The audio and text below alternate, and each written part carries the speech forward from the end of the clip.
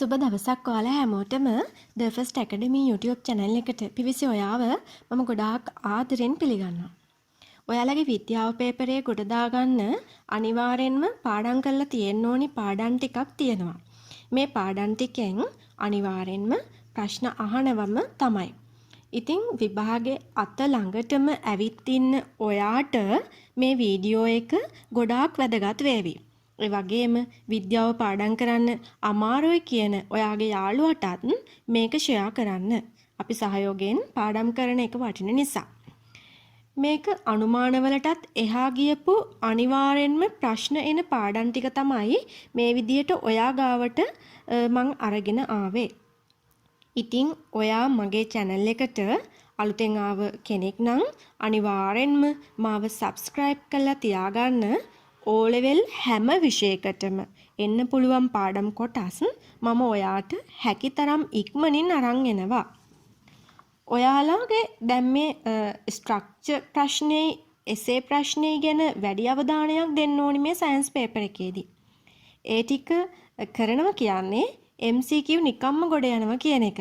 ඉතින් මේ වෙද්දිත් ඔයා පාස් පේපර්ස් ඒ වගේම මොඩල් පේපර්ස් එහෙම කරනවා නම් මේවට වැඩි අවධානයක් දෙන්න. ස්ට්‍රක්චර් එකටයි එසේ ප්‍රශ්නෙටයි. ඒ දෙක පාඩම් කරොත් ඔයාගේ MCQ මම අර කලින් කිව්වා වගේ අමාරු වෙන්නේ නැහැ.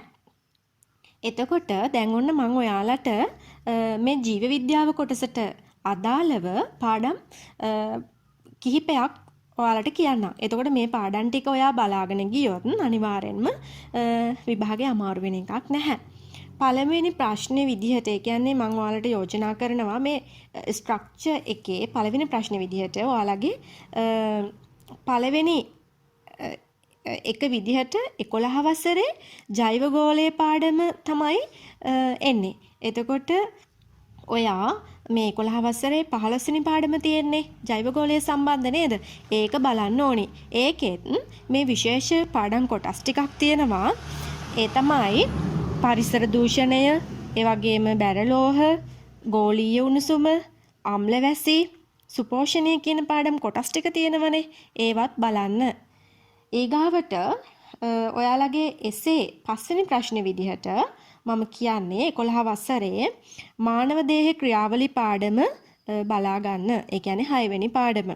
මේ පාඩම සම්පූර්ණයෙන්ම ඉතින් පාඩම් කරගන්න. මේකෙන් අනිවාර්ය ප්‍රශ්න කොටසක් එනවා. ඒ වගේම ඔයගොල්ලන්ගේ දෙවෙනි ප්‍රශ්නයේ විදිහට ස්ට්‍රක්චර් එකට අදාළව එන්නේ 11 වසරේ ප්‍රභා සංශ්ලේෂණයේ පාඩම. ඒ කියන්නේ 11 වසරේ දෙවෙනි පාඩමනේ ප්‍රභා සංශ්ලේෂණ ආශ්‍රිතව තියෙන්නේ නේද? ඒ පාඩම ඔයා බලා ගන්න. ඒ වගේම තමයි එසේ කොටසේ කියන්නේ පස්වෙනි ප්‍රශ්නේ විදිහට ඔයාලට අනිවාර්යයෙන්ම අහනවා 10 වසරේ ජීවයේ අඛණ්ඩතාවය පාඩම. ඒ කියන්නේ 10 වසරේ 14 වෙනි පාඩම. මෙන්න මේ පාඩමත් ඔයා බලන්න ඕනි. ඊගාවට ඔයගොල්ලන්ට අනිවාර්යයෙන්ම ප්‍රශ්න හැදෙන පාඩමක් තමයි 10 වසරේ ජෛව ගෝලය ජීවීන්ගේ වර්ගීකරණය කියන පාඩම. ඒක 10 වසරේ 13 වෙනි පාඩම. මේ පාඩමත් අනිවාර්යයෙන්ම බලා ගන්න. ඉතින් ජීව විද්‍යාවේ මෙන්න මේ පාඩම් ටික බලා ගත්තොත් ඔයාට පුළුවන් වෙනවා ඔයාගේ එක්සෑම් එකට යන්න කලින්ම නේද? අතේ තියාගෙන මේ කියන්නේ ගෙදර ඉඳන් ඔයාට මේ ලකුණු ටික අරගෙන යන්න පුළුවන්. මේ පාඩම් ටික බලාගත්තට පාඩුවක් වෙන්නේ නැහැ. MCQත් මේ ආශ්‍රිතව අහනවම තමයි. ඒ නිසා ඔයා බය වෙන්නේ නැතුව මේ පාඩම් ටික බලා ගන්න. ඊගාවට රසායන විද්‍යාව පාඩම ගත්තොත් මේ රසායන විද්‍යාව කියන කොටසෙන් පාඩම් 3ක් අනිවාර්යෙන් වෙනවා. එතකොට ඔයා මේ පාඩම් 3 අනිවාර්යෙන්ම පාඩම් කරන්නම ඕනි ඉතින් ලේසියිනේ නේද? පාඩම් 3යිනේ ගොඩක් ලොකු අවධානයක් දෙන්න තියෙන්නේ.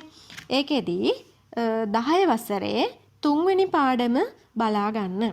10 වසරේ 3 වෙනි පාඩමේ ආශ්‍රිතව ස්ට්‍රක්චර් 3 වෙනි ප්‍රශ්නෙට අහනවා. ඒ කියන්නේ ස්ට්‍රක්චර් කොටසේ 3 වෙනි ප්‍රශ්නෙට අහන්න අනිවාර්යයෙන්ම 3 වෙනි පාඩමේ. ඒකෙදී ආවර්තිතා වගුවේ මූලද්‍රව්‍ය ටික තියෙනවනේ නේද? ආවර්තිතා වගුවේ මුල් මූලද්‍රව්‍ය ටික තියෙන්නේ. එන්නේ මූලද්‍රව්‍ය 20 පාඩම් කරගන්න ඕනි ඔයා. ඒ වගේම තමයි පරමාණුක ක්‍රමාංකයත් එක්කම පාඩම් කරගන්න. දැන් මේකට නම් කවි වලින් අර තියෙනව නේද? මොකද හහා හී කියලා එහෙම තියෙනව නේද?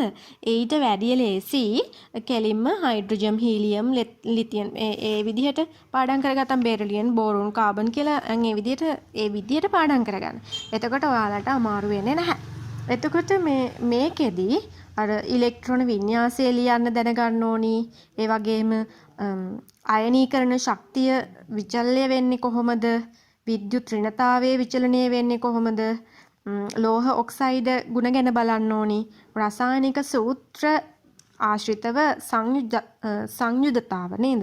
ඒක බලන්නත් ඕනි.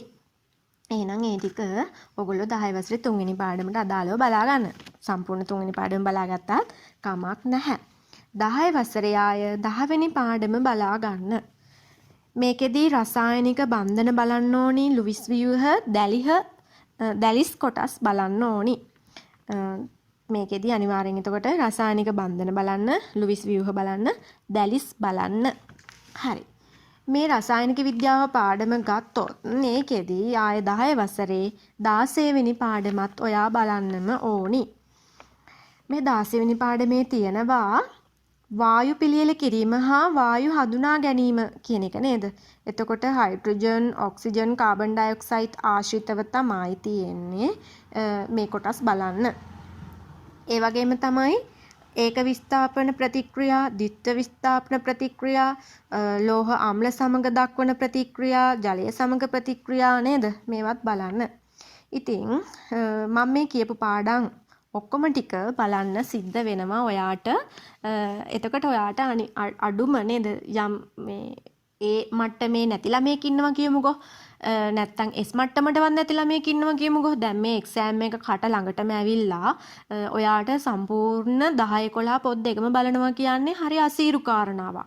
ඒක අමාරුයි කරන්න. ඉතින් ඔයාට එතකොට 10 11 පොත් දෙකේම සාමාන්‍යයෙන් පාඩම් 35ක් තියෙනවා නේද? ඉතින් පාඩම් 35ක් බලා ගන්න එකද ලේසි? මම මේ කිව්වා වගේ අනිවාර්යෙන්ම එනවමයි කියලා අපිට කියන්න පුළුවන් පාඩම් කොටස් ටික වැඩියෙන් බලා ගන්න එකද ලේසි? එහෙම වැඩියෙන් බලා ගත්තා නම් වඩා ලේසි. එතකොට මේ වගේ අනිවාර්යෙන් එන නිසා වැඩි අවධානයක් දීලා මේවා බලා ගන්න ගමන් පුතේ ඔයාට පුළුවන් මේ අනික් පාඩමුත් නිකන් උඩින් පල්ලෙන් හරි කමන්නේ කියවගෙන යන්න හරි කමන්නේ එහෙමත් බලන්න.